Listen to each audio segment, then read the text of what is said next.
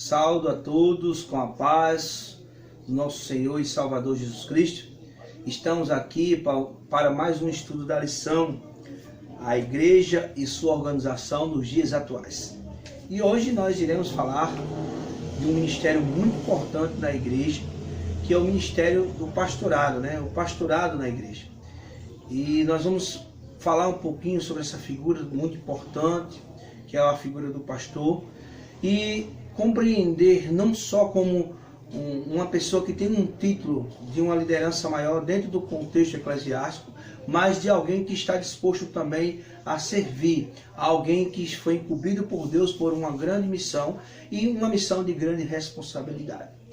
E para vos falar, para trazer ou elucidar ou lançar uma luz sobre esse tema, estou aqui com o pastor Paulo Delfino, pastor da nossa igreja aqui em São Bento do Trairi, primeira igreja batista do sétimo dia de São Bento do Trairi, assim como também a primeira igreja batista do sétimo dia de Araçagi, povoado de Violeta, ali na Paraíba.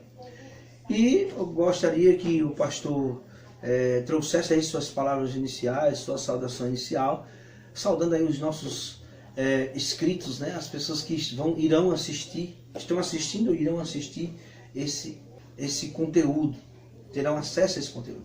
Ok. Mais uma vez também eu saudo a todos com a paz de nosso Senhor Jesus, que as bênçãos de Deus possam estar alcançando a todos aqueles que vão estar tendo acesso a esse vídeo. Logo, quero dizer que é de grande satisfação aqui estar trazendo alguns esclarecimentos sobre essa função tão nobre, tão linda, que é a função pastoral. A primeira pergunta, pastor, sobre essa questão do pastorado na igreja, é porque alguns podem questionar, mas existem fundamentos bíblicos, na Bíblia há apoios bíblicos para falar sobre essa figura chamada pastor? Porque possa ser que não apareça assim diretamente escrito pastor, mas existem outras figuras ali no contexto do Novo Testamento, chamada de presbíteros, bispos, e dentro desse contexto eclesiástico estaria também o pastor. É apenas um nome diferente, Isso, como é que o pastor entende essa questão da instituição ou da função do pastor dentro do contexto da igreja cristã, dentro do contexto do Novo Testamento? É bacana, é de salutar essa pergunta, A gente olhando lá para Timóteo capítulo 3, nós vemos ali a instituição, vamos dizer assim, do bispo, daqueles que almeja essa excelente obra. E a gente observando ali vai apontar para um contexto de uma consagração diaconal. Acredito que tenha sido o vídeo anterior que foi assim publicado, como também vai apontar para uma questão de uma consagração ao presbiterado. Então, olhando para esse contexto aí, que a gente pode começar a trazer alguns argumentos sobre o pastorado. É interessante, porque lá diz que quem almeja, ao episcopado, excelente obra almeja. Então, quando a gente percebe lá, tem essas duas funções, como o pastor acabou de falar, o diaconato e o presbítero. E são duas listas bem próximas, bem parecidas, dizendo ou orientando quais seriam as funções de cada um. Exatamente. É interessante, é muito lindo. A palavra de Deus, eu costumo dizer que ela é simples e precisa, porque ela traz uma verdade contundente, ela finaliza todas as coisas nela mesma. Então ela define ali o que é uma função diaconal, o que é uma função ao presbiterado. Logo, essa função ao presbiterado, tá certo? Ali, quando se recebe por imposição de mãos, consecutivamente vem uma ordenação ao pastorado. Mas aí vem salientar, que talvez seja até a sua próxima pergunta, em falar sobre qual a diferença entre ser presbítero e pastor. Mas eu já quero estar antecipando esse contexto, e dizer que todos os pastores são presbíteros. Logo, nem todo presbítero está na função pastoral, mesmo estando apacentando.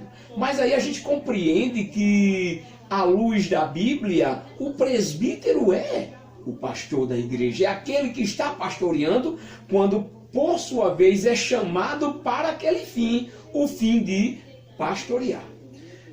No caso, seria mais uma função assim, pastor, de uma supervisão, né? Um pastor seria aquele líder que estaria na coordenação de outros presbíteros, né? De outros pastores, podemos dizer assim. Porque se a gente olhar o contexto da própria carta de Timóteo, ele está escrevendo para Timóteo, o pastor até falou ontem na escola bíblica, Timóteo era um jovem, portanto era um jovem presbítero. Exato. Né? E Paulo estava em outras igrejas, em outras localidades, mas escrevendo, orientando Timóteo na sua igreja local, ou seja, como um supervisor, como um pastor daquela igreja, daquela região, né? Daquela localidade, que estava passando algumas orientações para o presbítero, o jovem presbítero Timóteo. Eu vejo da seguinte maneira essa fala, que agora me vem à tona, né? A nossa conversação ontem na escola bíblica, né? Quando eu olho o pastor em si e olho também para o presbítero e vejo essa grande alegoria bíblica ali entre Paulo e Timóteo, eu percebo que o pastor, por sua vez, ele é aquele que orienta a sua ovelha. Ele é aquele que traz a instrução e diz como esses passos devem ser galgados, devem ser dados, devem ser procedidos. Então, olhando para os jovens presbíteros que estão iniciando a sua vida ali no ministério pastoral, a gente percebe que nós, como mais antigos, nós, como mais experientes, levamos sim essa função, vamos dizer assim, de supervisão, logo uma supervisão orientadora. Porque é aonde eu aprendi, né, com os que vieram antes de mim, né, outros pastores que chegaram e trouxeram essas informações até a minha pessoa, me orientando para aquele fim, que a experiência na execução desse chamado pastoral é uma coisa muito linda, que só é dada pelo Espírito Santo de Deus. Amém. Se não tiver a direção do Espírito Santo de Deus, a direção de Deus, o mover do Espírito Santo do Senhor, mesmo que você tenha toda a experiência em sua vida, de nada adianta. Mas quando você é dirigido por Deus, você bem orienta. Quando você é dirigido por Deus, você bem orienta, você bem indica, você chega a levar os ensinamentos aos mais jovens, que eles vão sentir no seu entendimento, no seu ser, aquela vontade e aquela motivação. Por que eu digo aquela vontade e aquela motivação? Porque o pastor, como líder, ele tem de fato e de direito de ser líder. Por quê? Porque esse líder se movimenta e faz com que os seus liderados também se movimentem, ou seja, levando conselhos, levando orientações, levando essas infinidades de informações para que os mais novos estejam exercendo os presbíteros, vamos dizer assim, na minha função pastoral atualmente, e agora eu estou orientando aos presbíteros para que eles tenham no futuro uma boa desenvoltura, uma excelente carreira pastoral. Bênção de Deus, eu gostei dessa expressão aí de movimento. O líder e o pastor, a gente vai discutir esse tópico agora, o pastor como líder, né, como líder de sua igreja. E nesse sentido, ele forma novos líderes, ele discipula, né, o seu movimento é um movimento assim que vai em direção aos seus liderados, né, que acabam sendo contagiado por esse movimento, né? Exato. Pensando assim nas leis da física, né? Movimento gera movimento. Então, eu faço uma outra pergunta: como seria esse movimento? Porque tem pastores, né? Lideranças, muitas pessoas entendem liderança como algo assim que vem de cima para baixo, né? Alguém que dá uma ordem e subordina todo mundo a ele. Compreendo. Ou seja, na sua questão vertical. Mas eu pergunto, pastor, é assim que um pastor de uma igreja local deve atuar? Esse tipo de liderança que ele deve exercer, vertical em relação aos seus líderes, de pastor e gado, né, de subordinação? Ou como deve ser essa relação? Quando eu vejo uma pergunta dessa natureza, eu lembro do grande proceder de Jesus. Ou seja, do sumo pastor. O sumo pastor chega e olha para todos e diz assim: olha, vós me chama mestre e senhor porque eu sou. mas mesmo eu sendo um mestre e Senhor, eu vos lavei os pés. Amém. Que coisa linda Jesus traz de ensinamento para a gente. Jesus está dizendo, olha, eu sei de tudo que vocês falam, eu sei de todas as coisas, porque eu sou o Senhor, eu sou o Deus propriamente dito. Mas eu vim aqui, está pertinho de vocês. Estou parafraseando aqui o contexto lá de João capítulo 13, né? Eu estou aqui pertinho de vocês, não para ser servido, mas para servir. Amém. Ou seja, Jesus traz esse grande exemplo. E eu quero aproveitar o ensejo e trazer um contexto bem teórico, onde nós aprendemos nos seminários teológicos, mas aprendemos principalmente nos relacionando um com os outros e principalmente um relacionamento com Cristo Jesus. Eu costumo dizer que existe um contexto de hierarquia. Eu já fiz várias vezes para você, né? Trouxe esse gesto e agora eu vou trazer para você que está ouvindo vendo e vindo esse vídeo, né? Tá aqui um simbolismo aqui de uma pirâmide, onde existe um quem comanda, um quem dá ordem, o qual dá ordem, tá certo? E aqui na parte de baixo todos aqueles que estão sendo ordenados, que estão recebendo a ordem e assim praticando. Eu quero dizer para vocês que a visão cristocêntrica, o pastor, por sua vez, deve inverter essa pirâmide. Ou seja, se você é pastor pensando que você é o maior, você está enganado. Você diminuiu. Você foi até lá embaixo, porque Cristo nos deu esse exemplo. Você é o menor de todos. Olha, está lá o pastor servindo. O pastor apronta o sermão, o pastor apronta o devocional, o pastor apronta o pão da Santa Ceia, apronta o vinho, apronta todos os utensílios ali necessários para quê? Para servir aqueles os quais vão ali se alimentar com aquela liturgia linda. O pastor providencia o alimento, o pasto gostoso, para que a ovelha possa se alimentar. Ou seja, o pastor é um verdadeiro mordomo. Ele está pronto para servir. Ele está servindo, ou seja, ele é servo. Então, quando Jesus se coloca como servo, imagine nós, pastores, como devemos nos colocar como servo. Então, eu vejo sim um contexto hierárquico bacana, porque é de baixo para cima. Está lá o pastor, depois os presbíteros, depois os diáconos, e aqui, olha, aqueles que são os principais, as ovelhas do Senhor Jesus. Então eu enxergo dessa maneira. E um outro ponto fundamental, quando eu olho para o pastor tem que ser humilde e simples. O pastor não é para estar chamando atenção com gritos, não é com amor, com carinho. Afinal de contas, a ovelhazinha chega perto de você cheia de problemas. Então você tem que ouvi-la. Você tem que acariciá-la e exortá-la assim, conforme a palavra de Deus. Aí sim, isso é amor, isso é carinho, isso é cuidar, isso é amar o próximo. E eu acredito que todo pastor que se preza, ele assim age com as suas ovelhas. Amém. É interessante porque a gente pensando também na questão dos serviços dos levitas, dos sacerdotes, sumos sacerdotes, no Velho Testamento, né? Isso é uma fala que eu já ouvi do pastor em outra ocasião. Eles também tinham essa missão de servir, né? Porque eles imolavam o cordeiro, eles sacrificavam, eles ofereciam. Então sempre está essa ideia de que o sacerdote, o líder, não é aquele que subordina, mas pelo contrário, é aquele que serve. Exatamente. É bem interessante. E já tocou no ponto que eu já queria tocar, que é o pastor como servo, né? Então a gente tem que ver que é um líder sim. Porque o movimento dele vai movimentar os seus liderados, mas ele é um servo. Amém. Isso é bem interessante. É de suma importância ser servo. Amém. Se você não for servo, se você não aprender a servir, tá certo? Como você vai ser servido?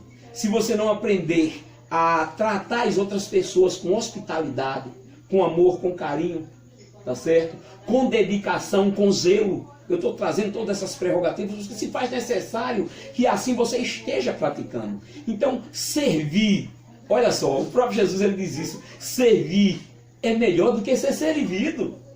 Porque quando você está servindo, você está levando o alimento a alguém que está necessitando do alimento. Em contrapartida, se você está dando esse alimento, você não está precisando do alimento porque você tem. Você já está abrangido de todas essas informações, de todos esses alimentos. Você está forte. Agora você vai servir a outrem. Ou seja, você vai servir a outras pessoas para que essas pessoas se alimentem e também possam se movimentar. Estou utilizando a sua fala. A fala que você trouxe. E agora também colocando servo e líder. Né? Porque o verdadeiro servo, ele é líder, ele traz os exemplos. Amém. Ele dá um bom exemplo para que os seus liderados, os seus discípulos, também assim venham executar. Por que não dizer, venham bem executar? Eu aprendi uma coisa muito interessante, que o discípulo, o seu discípulo, ele aprende, pelo menos no mínimo, o que seu discipulador passa para ele. Entendeu? Então, no mínimo, então é natural. E isso é muito importante. Preste bem atenção, pastores. Vocês que estão aí nos ouvindo. Lembre-se, quando o seu discípulo, tá certo? Ultrapassa o saber que você tem, isso é muito lindo. E é prazeroso para você. Você pode dizer agora, olha, o meu discípulo é melhor do que eu o discipulei. Olha que coisa linda. Isso é honroso. Você deve se orgulhar na pessoa de Cristo, né? Por quê? Porque aquela pessoa, você levou ensinamentos para ela e ela agora traz informações lindas para você. Ela tem uma desenvoltura maior, né, do que é que você teve. E agora eu finalizo esse ponto aqui. Eu finalizo da seguinte maneira. Jesus chega, né, e fala para todos. E ele diz assim, aquele pois que crê em mim, olha, aquele pois que crê em mim fará maiores obras do que as que eu fiz. Amém. Né? E Jesus, segundo o ministério dele, ali de 3 anos e meio aproximadamente, muitos estudiosos assim dizem isso, ele trouxe o quê? Trouxe 500 pessoas ao contexto cristão. O apóstolo Pedro, na primeira pregação, somente homens foram 3.000. Olha que coisa linda o apóstolo Pedro fez ali, com a simples pregação. 3.000 levantaram as mãos e revelaram o nome de Jesus como Senhor e Salvador. Isso sem contar mulheres e crianças. Se a gente colocar aí mulheres e crianças, vamos lá, mais 3.000 mulheres. Vamos dizer que cada mulher ali tivesse pelo menos 2 filhos. Um exemplo, cada família tivesse 2 filhos. Sim. Põe aí. Então seriam 6.000 já entre homens e mulheres e agora mais 6.000, 12.000 pessoas. Vamos dizer assim, eu estou dando fazendo aqui essa estatística aqui bem rápida, bem bacana. Mas aí, o apóstolo Pedro fez isso, é claro, no nome do Senhor Jesus e movido pelo Espírito Santo de Deus. Amém, amém. Pastor, agora eu gostaria de tocar sobre um último tópico aqui.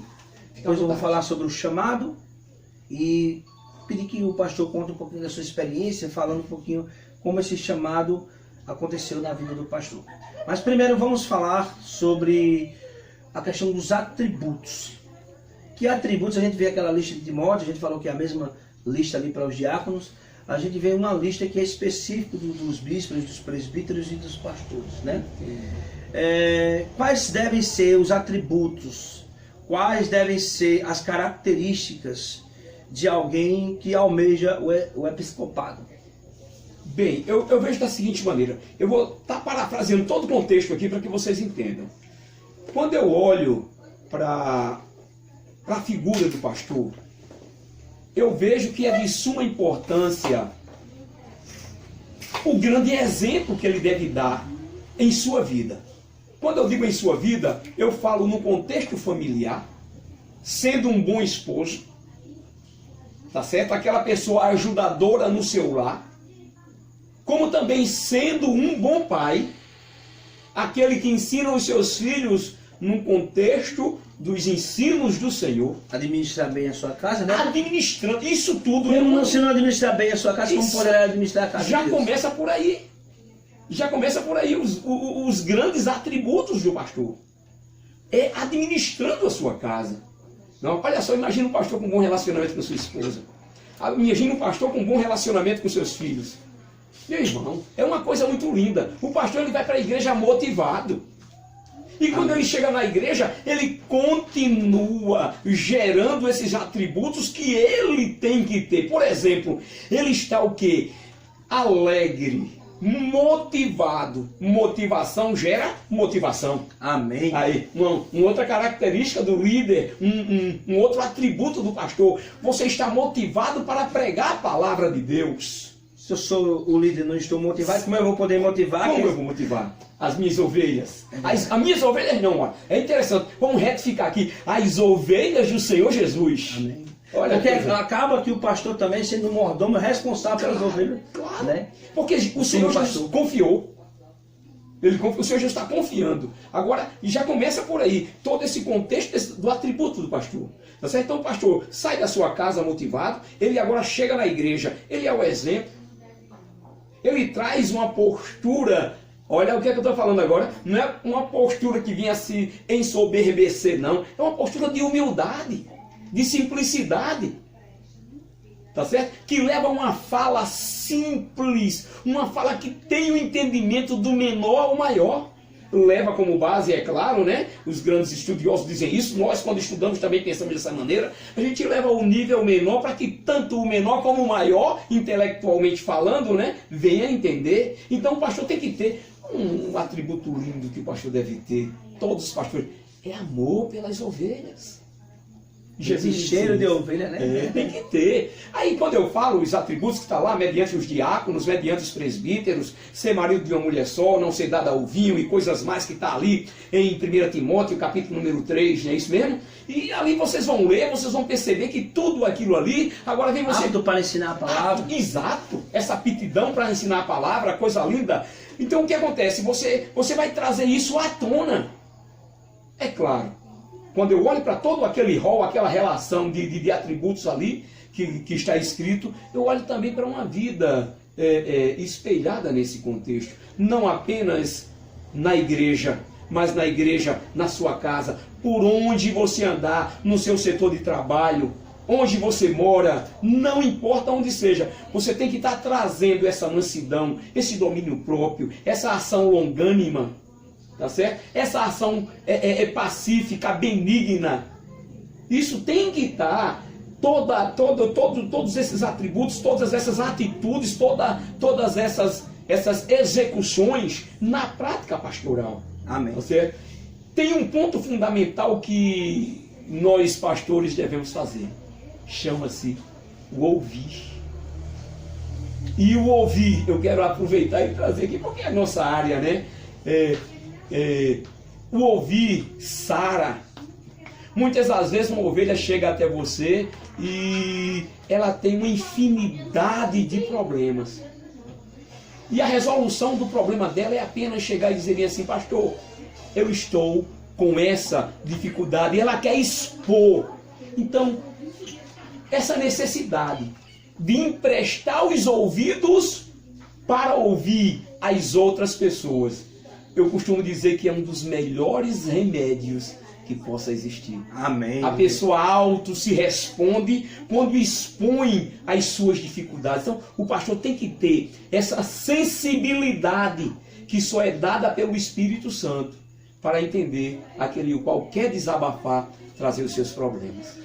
E agora, pastor, a gente vai para o momento final, né? Esse era o último tópico da lição, mas o momento final é sobre essa questão do chamado. Eu queria que comentasse a minha pergunta,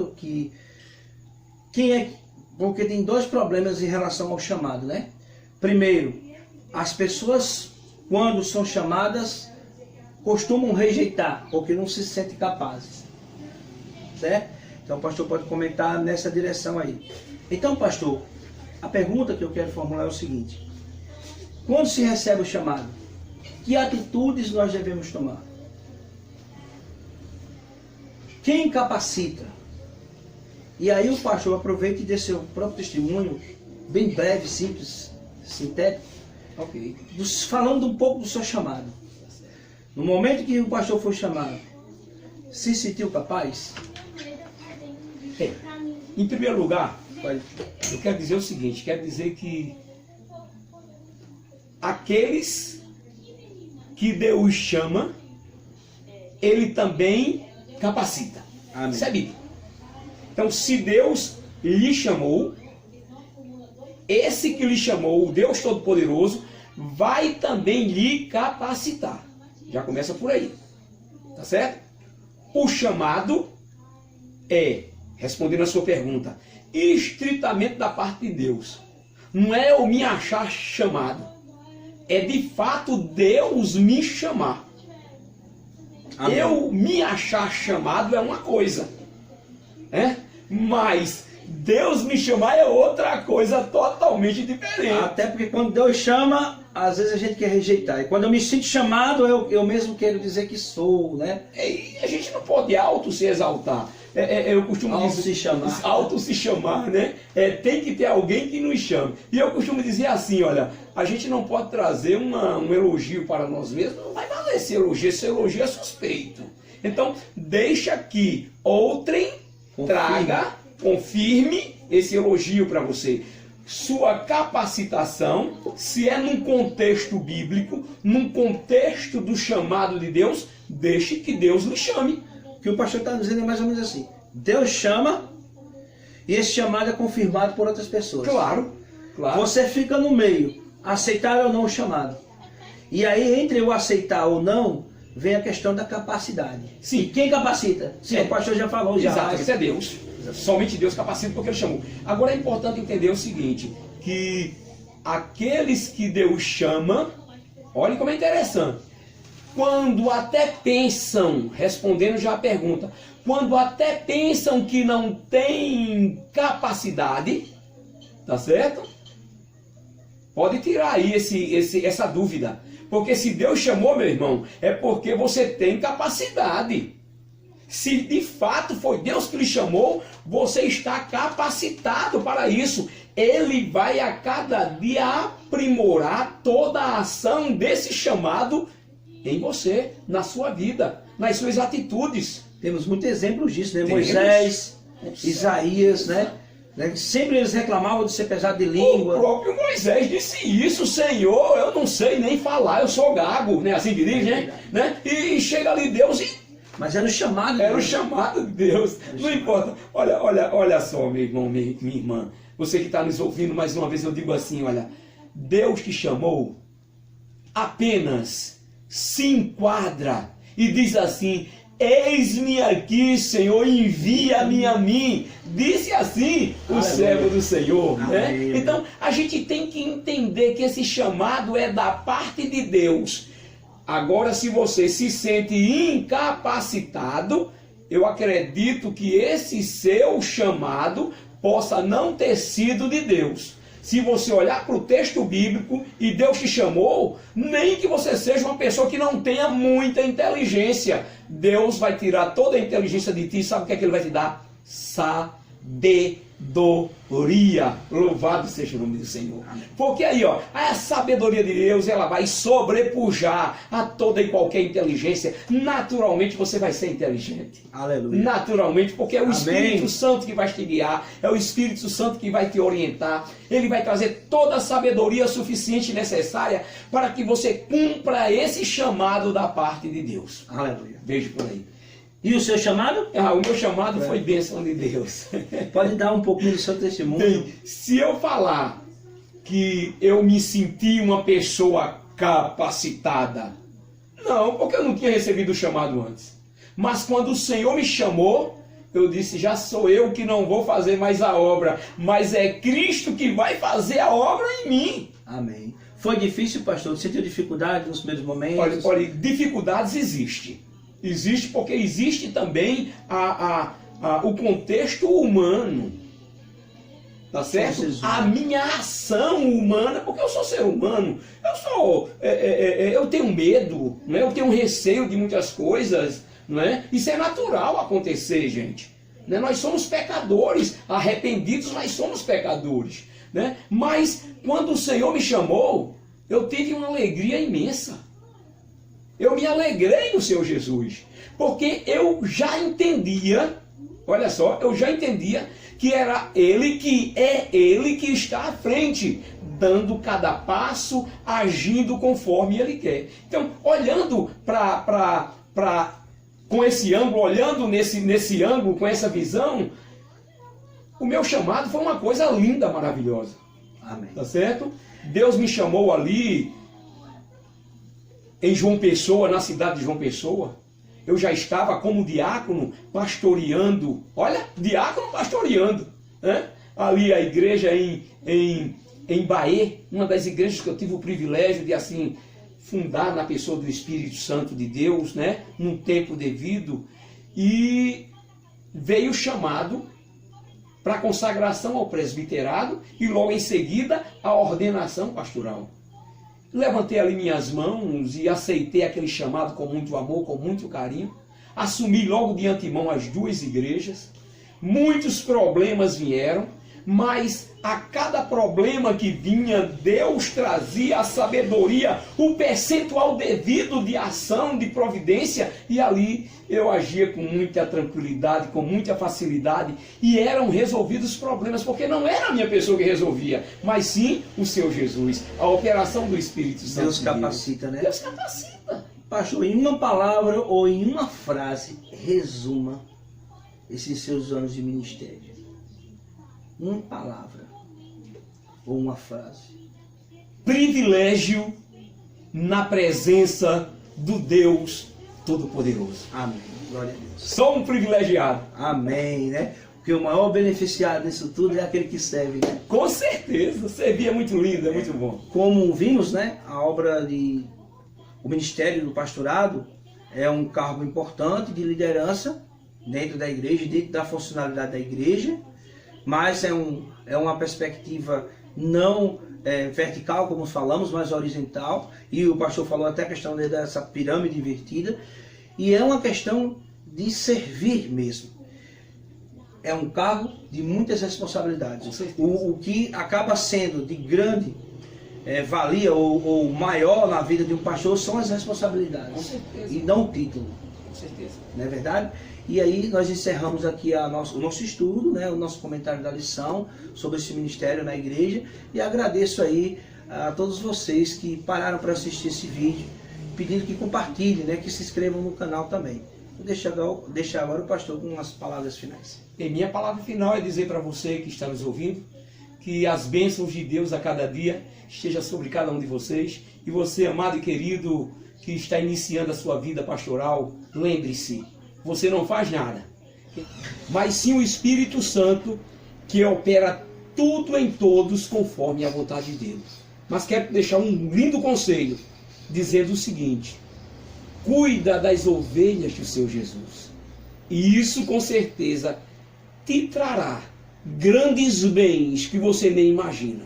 Servir ao Senhor com amor, com carinho, é a melhor coisa que qualquer pastor instituído por Deus possa fazer. Que Deus te abençoe ricamente em nome de Jesus.